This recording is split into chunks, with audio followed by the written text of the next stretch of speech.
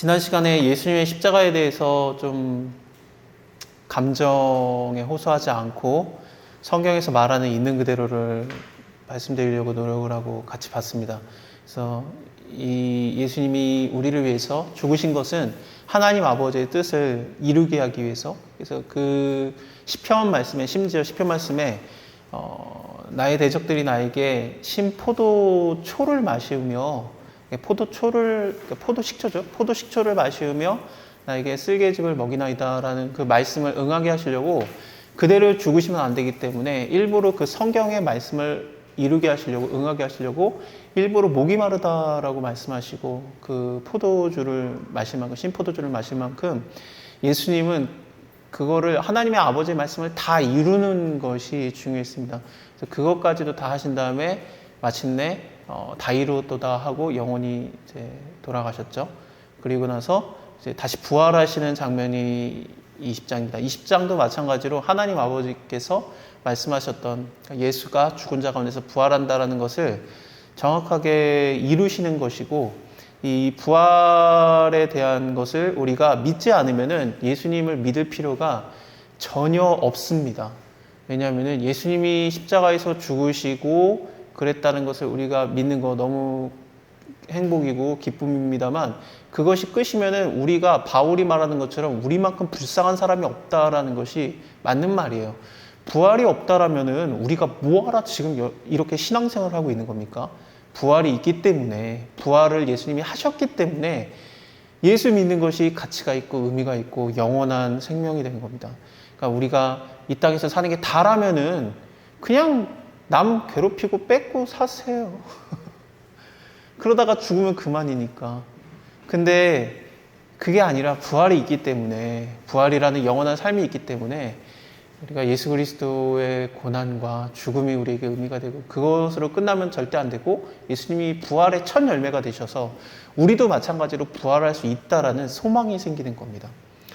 예수님이 부활하신 것, 죽었다가 다시 살아나신 것을 부활이라고 말하진 않습니다. 죽었다가 살아나는 건 맞는데, 목숨이 죽었다가 깨끗하겠다가 다시 살아나는 것은 예수님 이전에도 수많은 사람들이 있었어요. 심지어 예수님께서 나인성 과부의 그 자식도 살려줬고, 또 나사로도 살려줬고, 예수님이 할 것도 없었죠. 엘리야도 한 명 살렸고 엘리사도 한 명 살렸습니다. 죽은 자가 살아난 게 한둘이 아니에요. 그러면은 예수님이 어떻게 부활의 첫 열매가 되시는가? 부활이라는 것은 우리가 죽었다가 살아나는 것, 장례식에서 있다가 갑자기 이런 뚝뚝뚝 두들기면서 관뚜껑 열고 일어나는 게 부활이 아닙니다. 그거는 그냥 죽은 줄 알았다가 깨어난 거죠. 네, 부활이라는 것은 영광의 몸을 입는 거예요. 더 이상 이 썩어지는 몸이 아닌, 나사로는 죽었다 살아났지만 다시 죽어야 되는 썩을 몸을 입었었지만, 예수님은 죽었다 살아나셨는데 다시는 썩지 않는 영원한 몸, 부활체를 입었습니다. 그래서 예수님이 부활의 첫 열매가 되시고, 우리도 그 예수님의 부활을 본받아서 우리도 부활체를 입고 영원히 영광을, 하나님께 영광을 돌리며 살겠구나라는 것을, 영광을 또 우리에게 허락하실 거고요. 그것이 우리에게 유일한 소망입니다. 그것 때문에 우리가 예수님 믿는 건데요.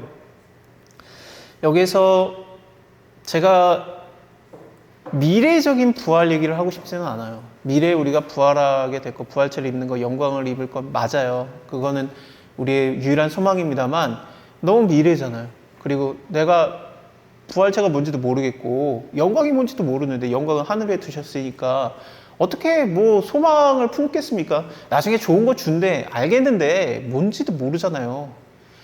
고등학교 애들밖에 그 수능 애들 시험 막 준비할 때 힘들어 그러면, 야, 대학 가면 좋아. 그러면 뭔지는 모르겠지만 그래 좋은가 보다 하죠. 근데 이게 좋은지를 모르니까 막 엄마 아빠한테 짜증내고 막 폭발하지 않습니까? 그런 거예요. 모르는데 어떻게 해요. 그러니까 부활이라는 게 좋은 건지는 알겠는데, 영광도 좋은 건지는 알겠는데 모르니까. 그러면 예수님이 부활하셨다는 게 우리한테 뭔가라는 것을 좀 고민해 봐야 됩니다. 그냥 결론부터 말씀드리겠습니다. 예수님은 아직 죽지 않았다라는 것을 우리에게 말하는 거예요. 하나님이 죽었나라는 생각을 우리가 하지는 않아요. 하지만 하나님이 그렇게 나한테 관심이 없나라는 것은 우리가 많이 생각을 합니다. 하나님 나한테 관심 끊었나? 하나님 저 안 보여요? 안 들려요? 죽었나라는 얘기는 못해요, 하나님한테. 근데 하나님이 날 안 보고, 안 듣고, 안 도와주시고, 못 도와주시는 건가? 안 보이나? 막 그런, 못 보나? 막 그런, 나쁘게 말하면, 죽었어? 어디 가서 죽었어? 근데 하나님이 나 어디 가서 안 죽었어.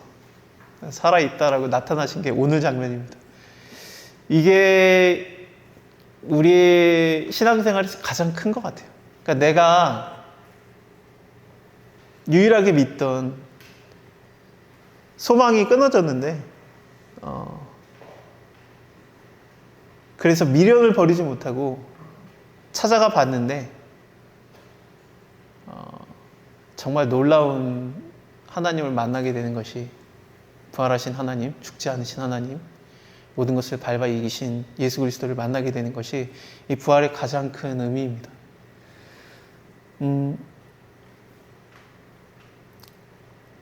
예수님이 자기가 다시 살아나리라고 여러 번 말씀을 하셨지만 이것을 제자들도 믿지 않았고 아무도 믿지 않았어요. 그래서 어느 누구도 믿지 않았습니다. 왜냐하면 실제로 십자가에서 죽으셨고 확인 사살을 받고 아리마대 사람 요셉을 중심으로 예수님의 제자들이 예수님의 시체를 안치했기 때문에 직접 그렇기 때문에 예수님이 죽은 것을 어느 누구도 의심하지 않았고 하지만 다시 살아나리라라는 그 예수님의 말이 많았었기 때문에 그것을 오히려 종교 지도자들이 예수님의 제자들은 안 믿었는데 예수님을 죽인 종교 지도자들이 그 말을 믿고 예수님이 살아난다는 걸 믿은 건 아니에요. 예수님의 제자들이 바깥치기를 해서 예수님이 진짜로 부활했다 그래서 소동을 일으킬 것이다. 그러니까 그러지 못하게 시체 자체를 못 가져가게 가지고 가서 딴 사람이 나타나면 안 되니까 시체 자체를 못 가져가게 그걸 막자 하면서 무덤을 돌로 막아버립니다. 원래 이스라엘은 무덤을 돌로 막지 않아요. 그냥 동굴에 넣어놓는 게 이스라엘 사람들의 풍습입니다. 그래서 동굴이 많아요, 거기가. 동굴이 많아서 그 여리고에서 예루살렘으로 올라가는 길에도 꽤 동굴이 많대요. 그러니까 올라가는 길에 도적들이 동굴에 숨어 있다가 나와가지고 강도짓을 하고 이제 선한 사마리아 여인이 해주고 막 그러는 게 왜 그게 가능하냐면 동굴이 많은데요. 동굴에 뭐가 있는지 알기 어렵죠. 하여튼 거기에 이렇게 안치를 해놓는데 근데 예수님의 시체를 못 가져가게 그걸 돌로 막아놨었고 그 돌이 열린 겁니다. 열리고 예수님의 여인들이 사실은 여인들이 예수님이 살아났다는 것을 믿어서 간 게 아니라 그 향을 발라주려고 향기 나는 그것을 발라주려고 예수님이 그 향유옥합을 기름 부음 받을 때 그걸 다 쓴 게 아니거든요. 남았어요. 그때 예수님이 그 남은 것을 나의 장례날을 위해서 예비하라 그랬기 때문에 그것을 갖고 있다가 진짜로 예수님이 죽으시니까 그것을 이렇게 뿌려야 되는데 하필이면 그 전날이 안식일이었죠. 그러니까 못 가요. 이게 시체가 있는 곳에 유대인들 풍습대로 못 갔고 그 다음에 안식일이 지난 다음에 예수님의 시체에다가 그 시체 썩는 냄새가 엄청날 거니까 무덤을 막아놓지를 않으니까요. 그래서 그 향기를 부어주러 간 거죠. 그리고 마지막 한 번 더 썩기 전에 그 모습을 보려고 간 겁니다. 근데 돌무덤이 열려있고 지키던 사람들은 도망을 갔고 거기에 천사 둘이 있는 것을 본 거죠.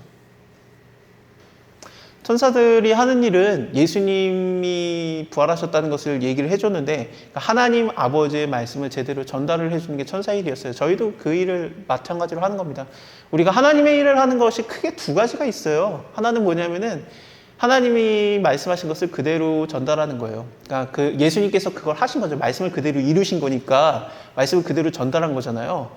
우리도 그거대로 하나님의 말씀을 그대로 이루는 거예요. 전달하는 거고 세상 사람들에게 그리고 내 스스로에게 그리고 또 하나님의 영광을 위해서 하는 겁니다. 그리고 또 남에게 말씀을 전도하는 게 그러니까 증인이 되는 것이 이게 원래 하나님께서 우리에게 베푸신 그 일이에요. 그래서 너희는 내 증인이 되라, 내가 가리켜 지키게 하라.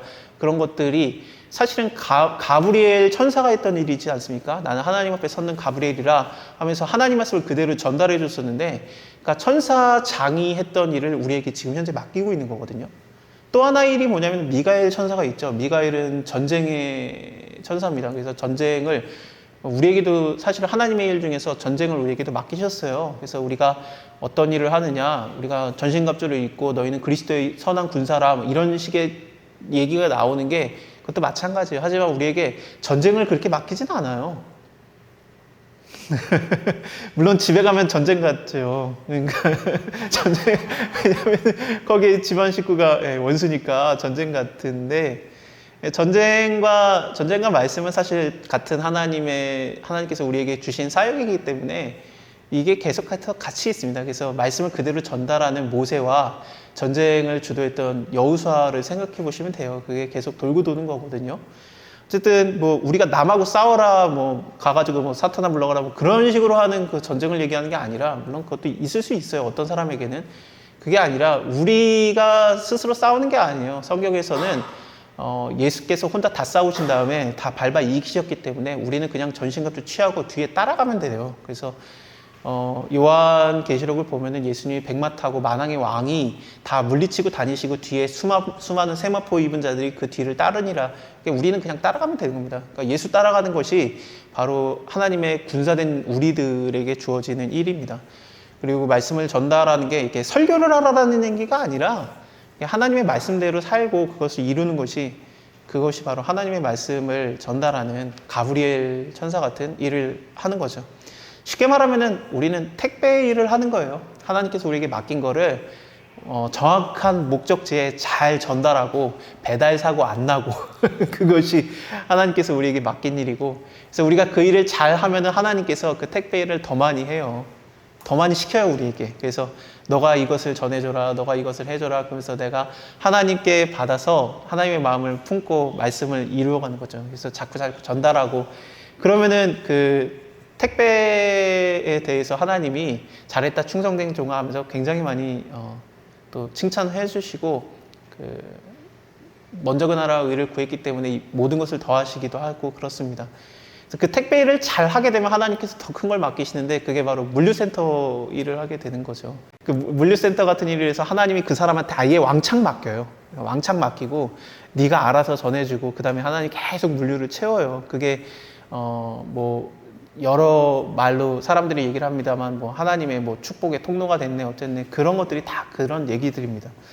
하여튼 이 여자들이 그 예수님이 그 부활했다는 소식을 천사들에게 들었고, 천사가 얘기해줬던 거는 예수님이 다시 부활한다고 하지 않았느냐, 여기에서 예수님 찾으면 어떡해, 갈릴리 호수에서 만나자고 예수님이 얘기했잖아. 그러면서 여자들에게 얘기를 해줍니다. 그러면서 이제 예수님이 그러니까 천사들이 그렇게 얘기해 주니까 여자들이 신나서 막 뛰어가는데, 갈릴리는 이스라엘의 굉장히 북쪽이죠. 그리고 예루살렘은 남쪽에 있습니다. 가운데 사마리아가 있고, 걸어가도 4, 5일 걸려요. 근데 그 유대인 사람들은 또 이게 돌아가거든요. 사마리아 안 지나가려고. 그래서 일주일 넘게 걸리는 길입니다.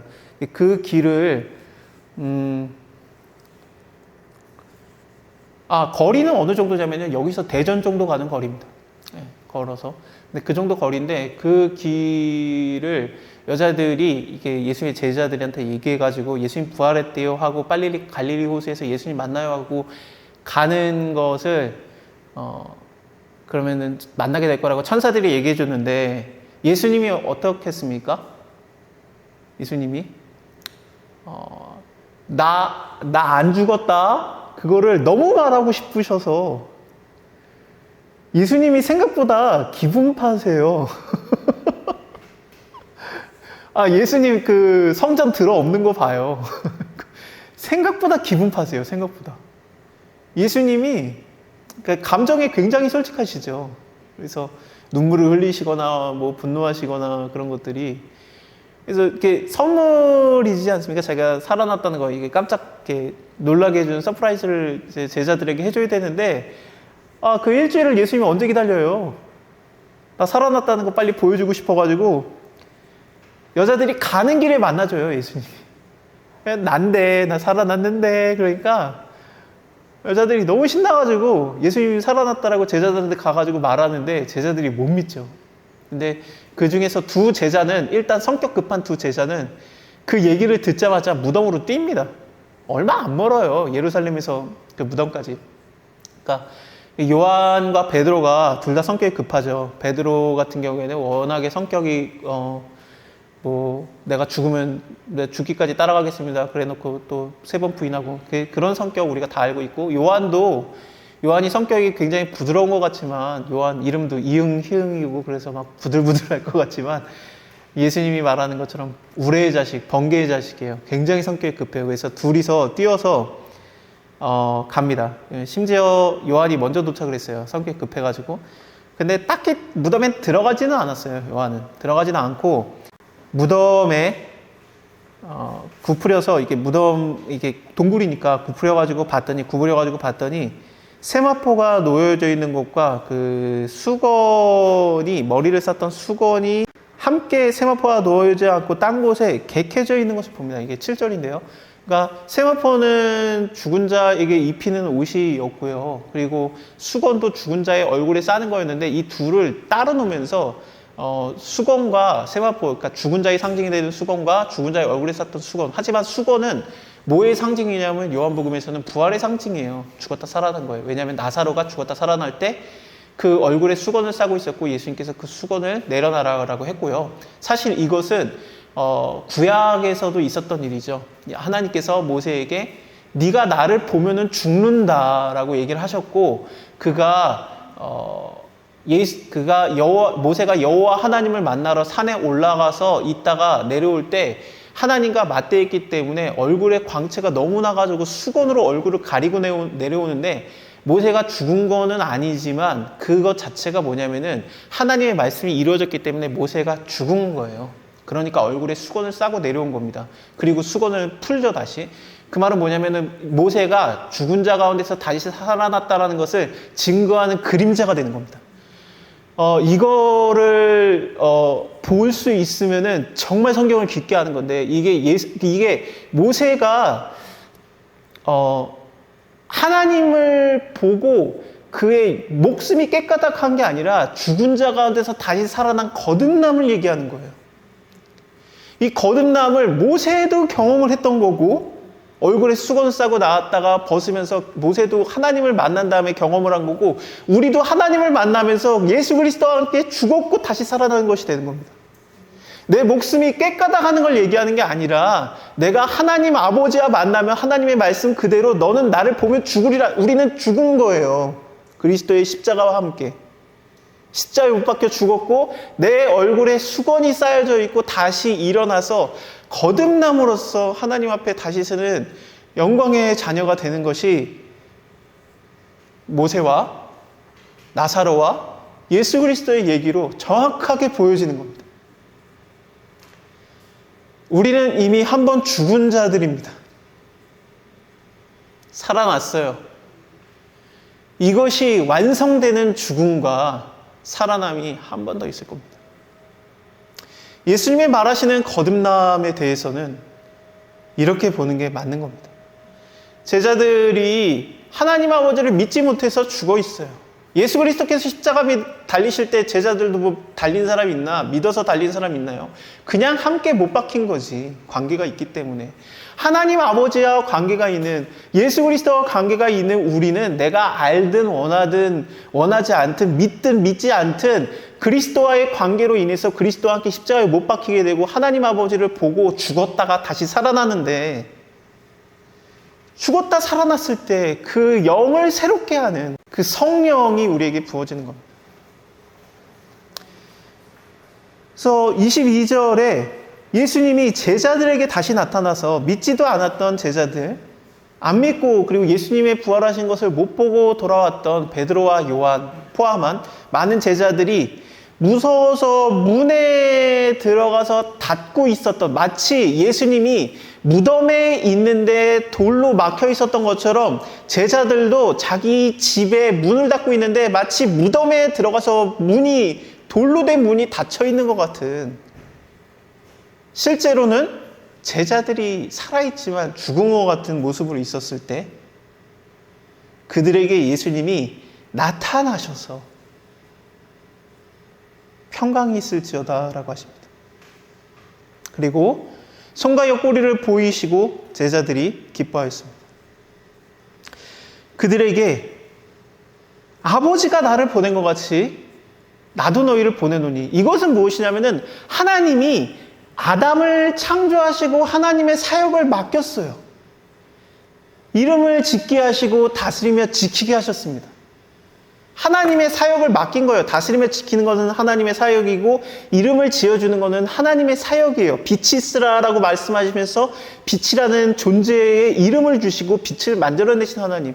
아담은 못 만들어내요. 그냥 하나님 만드신 거에 대해서, 여자에 대해서 너의 이름을 여자라 하리라 라고 이름을 지어주고 그를 다스리며 지키는 정도였지, 창조는 하나님이 하지만 어쨌든 하나님의 사역을 인간에게 맡기셨는데 예수님께서 제자들에게 하나님의 사역을 맡기는 겁니다.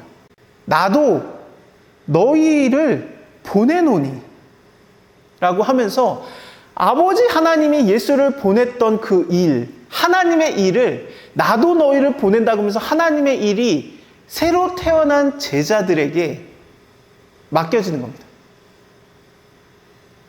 그들을 다시 새롭게 창조하시려니까 어떻게 하겠습니까? 말씀으로 천지를 창조하신 창조사역에 함께했던 예수님이 그들을 재창조해야 되겠죠. 그래서 그 죽어있는 것 같은 그들에게, 마치 무덤의 돌에 막혀서 죽어있는 것 같이 숨어있는 그들에게 숨을 내쉬며 가라사대 성령을 받으라 라고 얘기하십니다. 마치 하나님이 흙으로 사람을 빚으시고 그 코에 생기를 후 하고 불어넣은 것처럼 예수님이 제자들을 향해서 숨을 후 내쉬며 성령을 받으라 라고 하시면서 그들에게 새 영이 부어지게 하는 겁니다. 이게 바로 구약에서 그렇게 많이 말했던 그 날에 다윗의 은총과 강구하는 영이 너희에게 부어지는 날에가 되는 겁니다. 그래서 하나님의 영이 우리에게 부어져서 새 영이 되는 거듭남, 새 창조. 엄마 뱃속에 들어갔다 나오는 것이 아닌 니고데모도 이해하지 못했던, 이스라엘의 율법의 천재였던 니고데모도 이해하지 못했던 하나님의 진짜 비밀, 구원의 비밀과 부활의 비밀. 내가 예수를 만남으로 이미 죽었고 예수로 인해서 성령을 부음받아서 다시 살아나서 새 사람이 되어서 하나님의 일을 맡아서 하는 겁니다.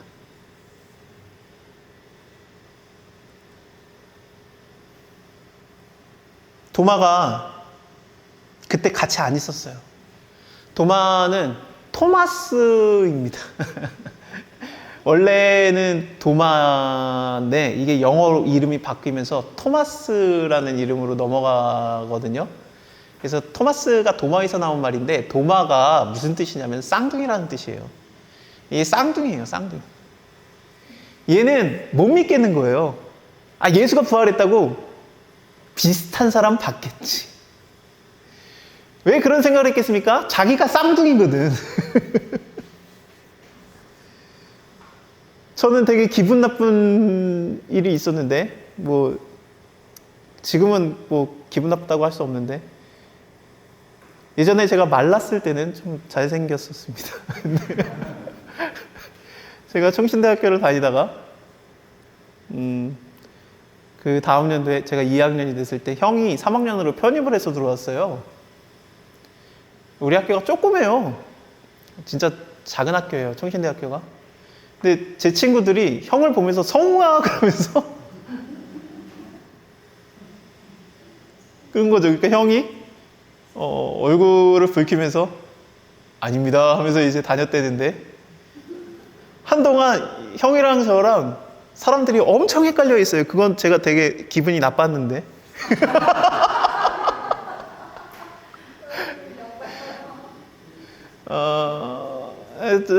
예전엔 지금은 제가 망가졌습니다. 압니다. 인생을 제대로 맞았습니다. 예. 고난을 얼굴로 맞았어요. 그래가지고, 예. 그랬는데, 도마가, 그런 거예요. 그러니까. 쌍둥이이기 때문에 예수님 부활했다. 우리가 예수님 봤다면, 아유, 비슷하게 생긴 사람 봤겠지. 라는 생각을 한 거예요. 자기가 도마니까. 그러니까 예수님이 나타나가지고, 그 유대인 지도자들이 생각했던 거, 대역을 써가지고 예수 살아난 그 척할 것이다. 그래가지고 돌무덤까지 맞았던 거, 너도 그렇게 생각한 거야? 도마야? 너 내 제자인데? 너도 그렇게 생각한 거야? 그래, 쌍둥이라고 치자. 비슷한 사람이라고 치자. 한번 찔러봐. 이게 된 거야. 이거는, 손 봐. 옆구리 찔러봐. 그래서 믿는 자가 되라. 믿음이 없는 자가 되지 말아라. 도마가 그것을 보고 엎드려서 말합니다. 나의 주시오, 나의 하나님이십니다. 네가 나를 봤기 때문에 믿느냐? 보지 못하고 믿는 자들은 더 복되도다. 이게 우리예요, 우리. 보지도 못했는데 하나님 아버지를 보는 자는 죽는다. 여호와의 얼굴을 보는 자는 정령 죽으리라. 그래서 보는 자는 죽었고 그와 함께 다시 살아나는 건데, 그래서 모세도 죽었다 살아난 거고 예수님의 제자들도 죽었다가 살아난 거 그건 알겠는데 우리는 못 봤잖아요. 그럼 언제 죽어요? 근데 우리가 예수 그리스도를 본 자라고 하나님이 인정해 준다는 거예요. 그래서 네가 죽었고 하나님 앞에서 다시 살아났다라는 것을 인정해 주겠다라는 얘기가, 이게 더 복된 자죠. 그러니까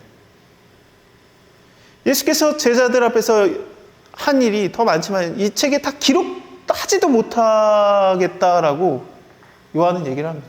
이 책에 기록되지 아니한 다른 표적도 많이 행하셨으나 오직 이것을 기록하면, 다른 것도 쓰고 싶은 게 많지만 이것만을 쓰는 것은 예수 그리스도께서 하나님의 아들이심, 그 그리스도이심을 믿게 하려 함이고 또 너희로 믿고 그 이름을 힘입어 생명을 얻게 하려 함이라. 이게 바로 생명을 얻게 하려 함이라요. 그 말은 뭡니까? 우리가 생명이 없는 죽음에 한번 들어가야 된다는 얘기입니다.